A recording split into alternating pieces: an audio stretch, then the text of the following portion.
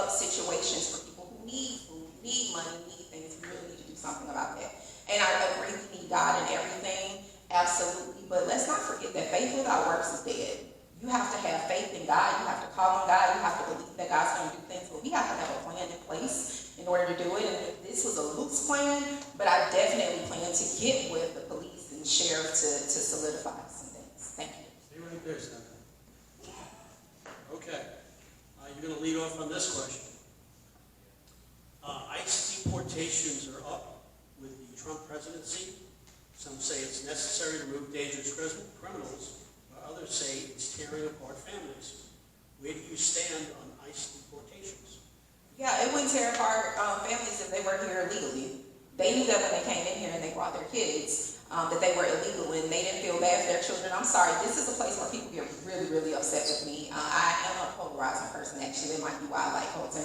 You either love me or you don't. Listen, you knew when you brought your babies into this country that you were illegal. And I do not feel sorry when they get you out of here.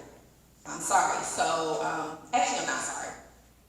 Quite frankly, we need to put our foot down. No other country can you go into and you just come in, you bring your kids, you live, you work without proper documentation, going through the proper steps. As an American, I would never be bold enough to go into anyone's country. As a matter of fact, I think starting this year or next, we now have a new visa process to go into Europe. As Americans, we used to be able to just go into Europe. Now we have a new visa process. Guess what Stephanie's doing? Going through the visa process. Why? Because that's what the rules are.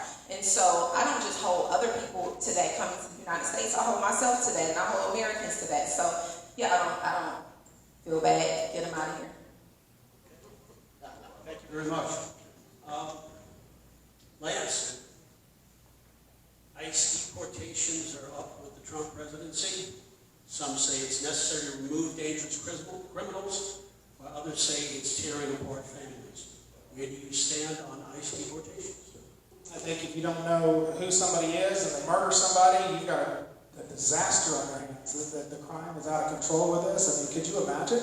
You don't have an ID, you're not traceable, and you're just wandering around. And you've got all these different gangs and all this stuff. They need to double, triple down on what they're doing and get the border tight, which they're doing, I think, and continue to get them all, get the job done. Look, when Biden and them had the White House, they poured millions and millions and millions and millions of them in here, terrorists and all of this stuff. So I am 100% behind what they're doing, and I support them 100%. And I think that if anybody goes and threatens those ICE agents, that they should be prosecuted to the absolute fullest extent of the law. Jason? Yes, sir. ICE deportations are up with the Trump presidency. Some say it's necessary to remove dangerous criminals, while others say it's tearing apart families. Where do you stand on ICE deportations? Great question. I have unwavered on this since I came out in April. Everybody remembers Lincoln Riley and that unfortunate situation there. And so I've said from the absolute get-go that if you're here illegally, regardless of which country you're from, you should be deported. It is in my mind, it's not fair for you to come here. You know that whenever you come in, if you come illegally, I'll fully support if you want to come to our country and you want to go through the proper documentation and you want to go through the proper process and pay taxes into our system, then you have all right to be here. But if you have not gone through that process, then you should be fully deported. Whether you've been here for 2 days or whether you've been here for 2 years, you've been here for 10 years, you are here illegally and you should be deported. Thank you. Stay right there. Okay, all three of you seem like you have had productive and happy lives and are active citizens. Why do you think being a senator is a good idea? How will that further your good wishes for your country? Okay, well, good. All right, there we go. You will ask. That's what I thought. Can you repeat that just one more time? All of you seem like you've had productive and happy lives and are active citizens. Why do you think being a senator for the state is a good idea? How will that further your good wishes for your country? Great question. You know, for me, whenever I got into this race, and what I've always looked at for multiple years is continue to give back to the community. And I want to make sure that we are here to represent the people, the district, and for number 2, the people of the state. And so, again, that's where my heart's been. I've been a lifelong resident of Cherokee County, and I've seen a lot of people to get in elected offices that they say they're going to do one thing, but then they do something totally different. And so for me, is when we've been on this campaign trail, and I've been talking to a lot of people since 2019, 2020, and this one point hasn't really wavered a whole lot. You have a very select group of people, whether it's in most cities or counties, that think they run that entire district, and they run that entire municipality. And they want to make sure that everything kind of goes their way. But everybody that we talk to is they get so frustrated and so upset because they have issues, they have problems that's important to them. And there are those issues and problems that are important to their family. And they've called elected officials, they've emailed elected officials, and they never get a single response. So for me, is I want to make sure that we stand here whenever we're represented. It's not about me. It's about you and you having somebody there to be your voice and answer your questions to help you through any issues and problems that you may have. Thank you. Stephanie. Where are we here? You all seem like you've had productive and happy lives and are active citizens. Why do you think being a senator is a good idea? How will that further your good wishes for your country? So let me just be very clear. If you had asked me this question a year ago, I would have said being a senator would not be a good idea at all right now. Partly because I personally felt like, oh, it'll be 5 or 10 years and I'll do something and I'll go run for some position. But ultimately, the more we look at the Senate, I look at the Senate, and the more I look at the Republican part of the Senate, I don't see everyone represented in the Senate. And no one talks about the fact that we're a purple state. People want to argue me down that we're a red state. We are not. We are purple. That's why we are a swing state. We have more people moving here from Chicago, New York, California. Those are very democratic, liberal states. And that's why we're purple and we'll continue to be that. And let's be clear, we're going to turn blue if we don't start representing all people. I know that I have the skill level, I know I have the knowledge level, I have the negotiation skill, and quite frankly, and I say this every time, I actually like all my opponents, which is really funny. You can usually tell when you sit down, we kind of speak and smile. But I'm the most likable one up here, love y'all, but I'm the most likable one up here. I have a relationship with almost every senator that sits in office currently. And quite frankly, I think I'm the one that represents everyone, and really it comes back to, if not now, when? What are we waiting for? And so I decided to finally listen to the call of God. I don't know if you guys believe in God or not, but I decided to finally listen to the call of God and follow God's will and be that person that's completely attacked for running for office as a Republican, but doing it anyway because I know I represent all people, and people need to know that this party is for everyone, and this state, as a Republican state, which is what we will be, is for everyone. Thank you. Stay right there. Okay, you're going to lead us off for the next question. Wait, did you get this question? I didn't answer that. Okay. Oh, I'm sorry. Forgive me. I'm losing track. You all seem like you've had productive and happy lives and are active citizens. Why do you think being a senator is a good idea? How will that further your good wishes for your country? When I grew up, it was the Reagan era. That was the first golden age of America, and we're beginning the second golden age of America. There's a man that God sent to almost take a bullet and right on TV in front of all of us to begin this movement. We almost lost this country. We almost lost this country to a globalist, sinister agenda to completely take us out of our freedoms. And we're not out of the woods yet. But no dictator hands power back to states. But Donald Trump is handing power back to the states on education. He's handing it back. They struck down Roe v. Wade, handing abortion back to the states. Now we have an obligation on a state level like we haven't had in a very long time. The states better understand the weight of decision for children, whether it's schools with confusion and transgenderism or with abortion or other issues like the education system is now on the burden, is on the state level. We have to answer to God, and we are going to decide whether this next generation is going to be able to have the opportunities that I had under the Reagan era. And we can do this. God's given us an opportunity on a state level because of that power being handed back to the states, but we got to step up. And I believe Georgia has an opportunity to get out front and be bold about some things and pioneer of some firm, single-minded stance on some things, and we can get this thing turned around. Stay there. Sorry about losing place. Okay. And this next question you're going to lead, Lance, is if there was, looking at a map, if there was one state next to Georgia you saw as our biggest economic competitor, who would you say it is and why? Well, I mean, I just love Florida, and I love DeSantis, what he's doing. I don't think he would have been a great, well, we have a great president, and God bless him, and thank God for that, but I think as a state leader, he's doing a fantastic job. And I think that Florida's just got a lot of promise because of decisions. He's talking about eliminating the property tax. He's like, we got enough money, let's eliminate the property tax. That's amazing. And, you know, I'm not saying everything's perfect, I'm not naive, but I believe that he's fighting for that state, and doing the right thing is a long game for the people of Florida. And so I believe there's a lot of promise there, you know. Jason. Yes, sir. For you, if you look at a map and there was one state next to Georgia you saw as our biggest economic competitor, who would you say it is and why? I'm going to have to split between a couple of different ones, but I think, even though the economies are different, I do think I'm going to go with Florida on that one. I do think that they've done an extremely well job down there. They've already eliminated state income tax, but they've done that in multiple years ago. Like I said, they are working towards eliminating the property tax as well. Now they're different. Their economic environment is much different than here we have in Georgia. Theirs is mainly based on tourism, and in Georgia, it's not. It's just from a still business standpoint.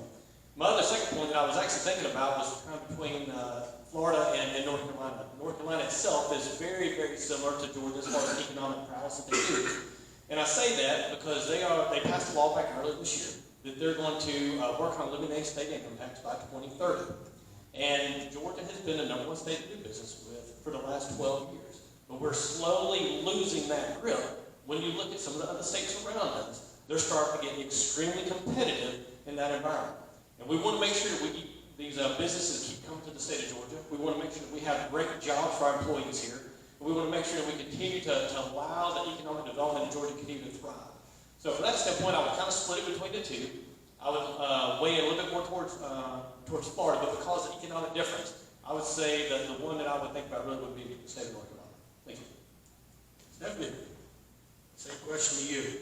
If there was, looking at a map, if there was one state next to Georgia you saw as our biggest economic competitor, who would you say it is and why? It's always horrible when the last one to answer. Because we looked at each other and we knew everybody was at least mentioned Florida. Florida, absolutely, for me, a huge reason is no state income tax, and we are really late. We've been talking about it, but we're late actually trying to get on the train with no state income tax. I would actually say that. And then also, here's where I kind of quiver a little bit with that, because most of us are sick of people moving here. And that's one of the things that's helping drive Florida's economy is the number of people that's moving down from New Jersey, New York, etc. And so that even though Florida is the answer for me, I always pause because we are having more growth in what we talked about earlier, the infrastructure. And so that's the pause. But what works is absolutely no state income tax. The lottery system, of course, we have lottery. We don't want any other illegal gambling to come here, but they also have something similar to the Hope Scholarship. And so ultimately, I think if I'm looking at all of the states around us, even though several other states are on their way to, oh, you know what, let me add one that's going to surprise you. Now, not the state as a whole, but when it comes to education, this is going to surprise you, it's Mississippi, actually. If you have not been paying attention, Mississippi has gone from like almost last to quickly in the top 20 to how fast their kids are learning to read.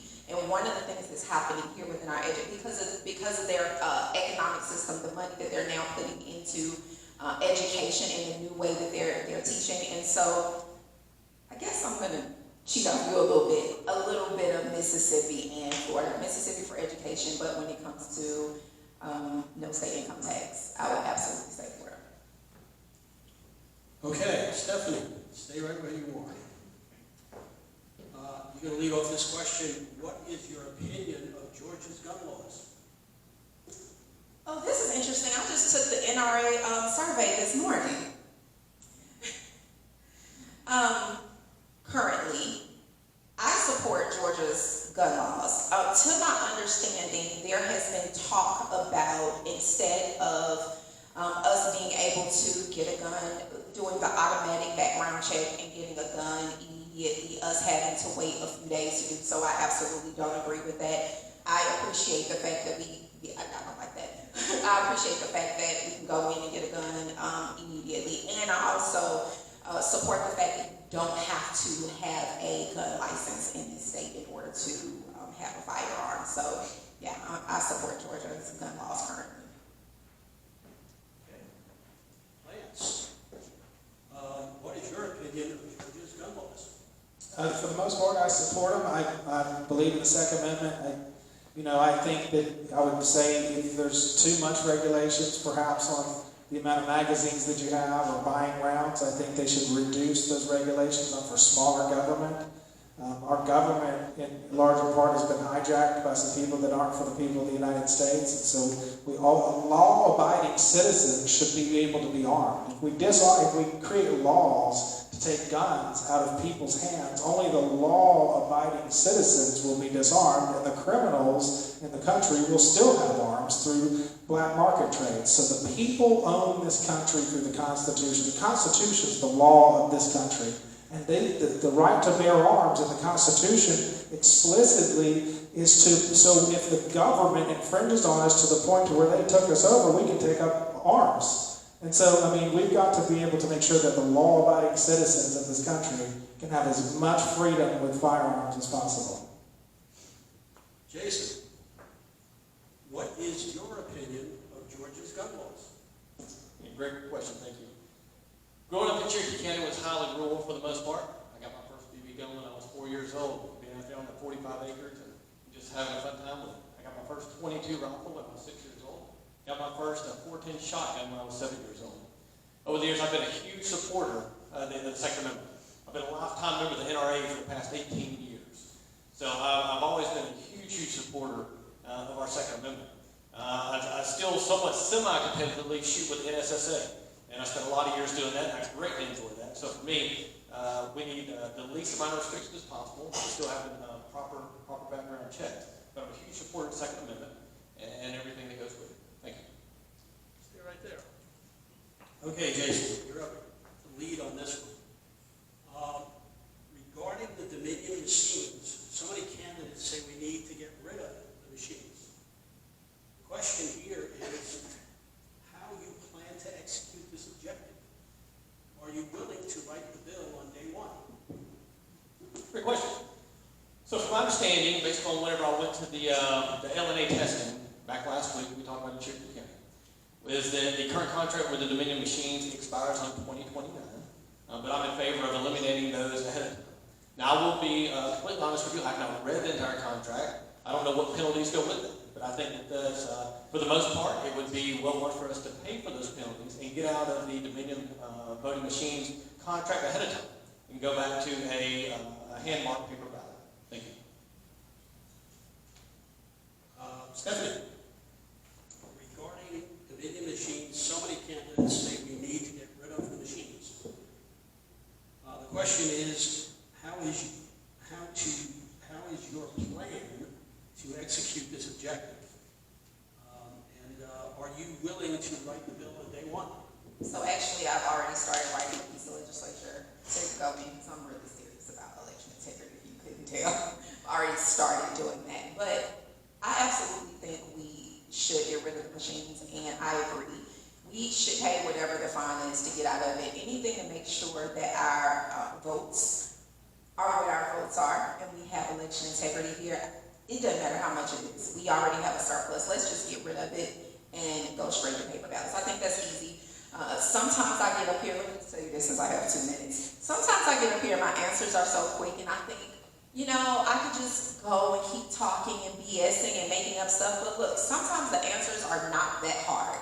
We need to get rid of the machines. Let's pay whatever we need to pay in order to get out of the contract and go to paper ballots. We don't really need much more than that to be said. Thanks. Thank you.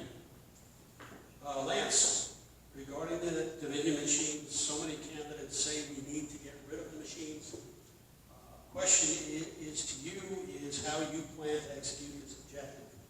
Are you willing to write the bill on day one? 100%. I believe that some major power positions in our state need to answer for why they were so quiet during the Dominion situation. That was a tough, scary time for America. And I think that Georgia power positions, people with very powerful in this state, failed us. I paid attention to that, and they were not on the news saying either way. They were hiding about it, and that those people, there needs to be a widened criminal investigation into what happened during that time. It's not okay. If you're being silent and you can't come out and talk about something when we're all that concerned, something's wrong, not just with the machines, but with the machine that's running our government in the state of Georgia. I would say who wouldn't just get rid of them with everything we've been through? It makes absolutely no sense to me why we still have it going on. And they were silent about it. They were silent. The major people that ruled this state were completely silent about it. And that's not okay either. There needs to be a wide criminal investigation into why they were silent about it. Stay right there, Lance. Okay. You're going to leave this question off. Bear with me. Many know that this region of Georgia was a Georgia county until Milton County went bankrupt in the Great Depression. The past several decades saw a desire for Milton County to return. Do you support the return of Milton becoming a new Georgia county? If so, how would you intend to do it? If not, why not? Could you ask this question again? Sure. It's tired. The preface is Milton County used to be here. Used to be. And it went bankrupt during the Great Depression. The past several decades saw a desire. If you remember when Burkhalter was Speaker of the House, there was a big attempt. You got to get every county to agree and vote for it. That usually means Scott Orr.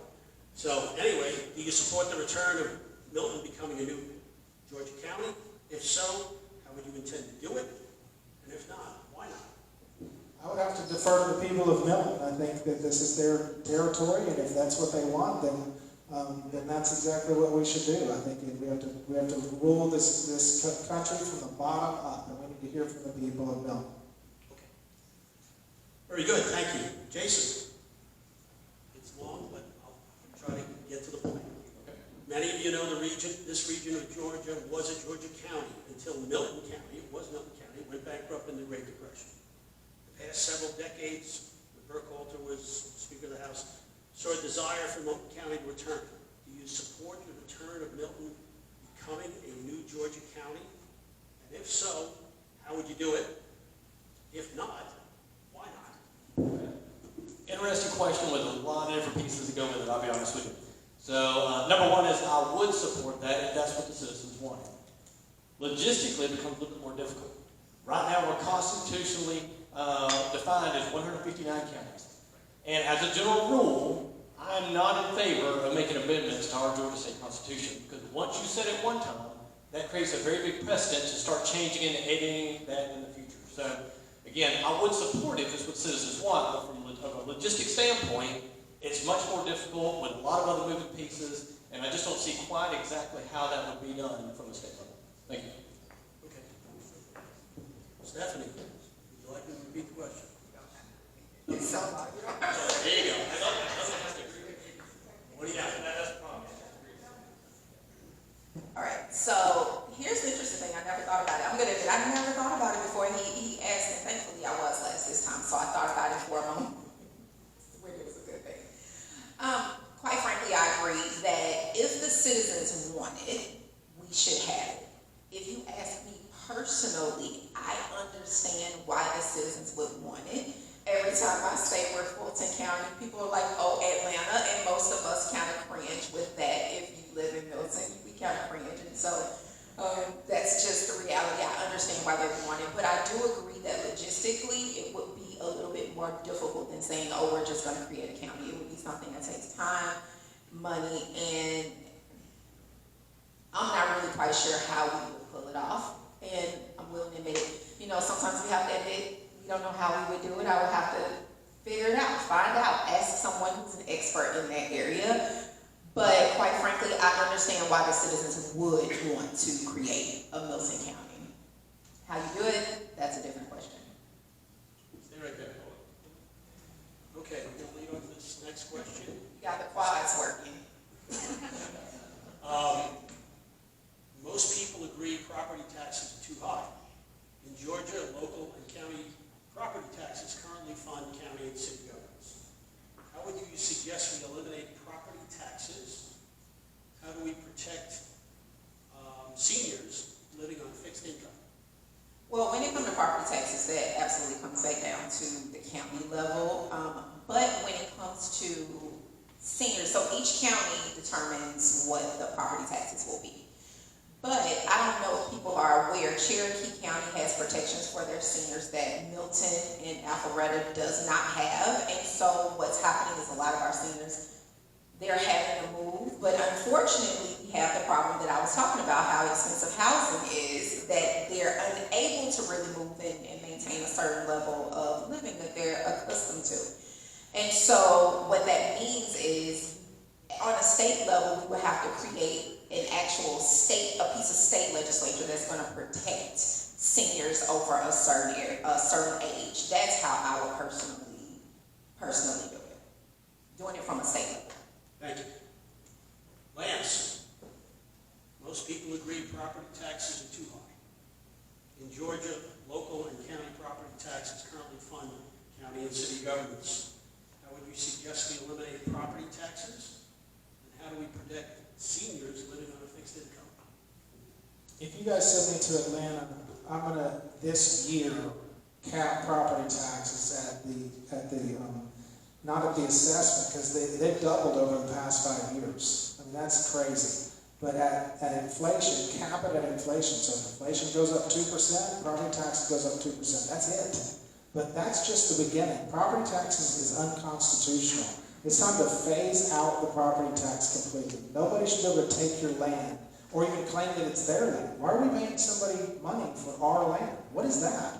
I mean, even if somebody's paying, the person that lived there before paid property taxes on it, no, we're paying, we're renting that. Think of, I'm a business owner and I've been for 25 years. There's nothing more joyful than getting a raise or giving somebody a raise and seeing the joy that it puts on them. Guess what? If you eliminate the property tax, Americans have courage to spend their money. They'll go order more pizzas, they'll go out to the dinner more, but some of them will save it more too and buy a house. That will get the economy roaring, and it will do nothing to our parks and recreation. Everybody will just build all these businesses, and all this stuff will flourish again. The selfishness needs to go out of Atlanta and give this state back their freedoms. Jason, most people agree property taxes are too high. In Georgia, local and county property taxes currently fund county and city governments. How would you suggest we eliminate property taxes? And how do we protect seniors living on a fixed income? Well, I said, this is a great question. That's something that's near and dear to my heart since we work with a lot of seniors on fixed income in Cherokee County. And people over here in Milton, in North Milton, you've seen it over the last 3 or 4 years. A lot of your property values have doubled, which means your property tax and assessment values have doubled. As we pointed out, in Cherokee County, we do have some senior property tax exemptions that starts between 62 and 65 years old. This past year, what they did is they put it on the ballot, and in order to have the school tax exemption for a senior, then you have a 5-year waiting period. Before that, we had a lot of seniors that were moving out of Milton over to Cherokee County. So for me, what I would want to do is, most everybody that we talk to, they're usually okay with 1 or 2% a year. Most families understand that in order to have the services that they have here. But this, with your property taxes, your assessments increasing at 15, 20, 25% a year for 4 or 5 years in a row, most families just can't sustain that regardless of what your income level is. So what I would do specifically for our seniors, and to make sure that we did that for the residents of Cherokee County as well, is I would want to put forth a bill that's HB 717, which is what they put in Forsyth County last year. That was State Senator Carter Barrett, State House Rep Carter